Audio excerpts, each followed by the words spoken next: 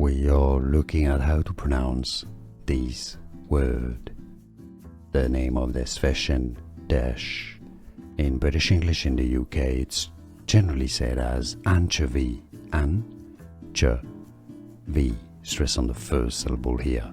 In American English, rather, the pronunciation comes with the stress on the second syllable as anchovy, an-cho-v. We are looking at how to pronounce this word. The name of this fish and dish.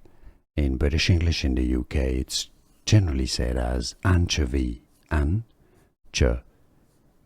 stress on the first syllable here.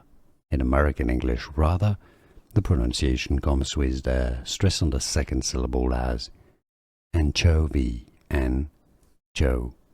Here are more videos on how to pronounce more confusing words and names too many mispronounced. Like this video if you found it useful. I appreciate your support. I'll see you soon and thanks for watching.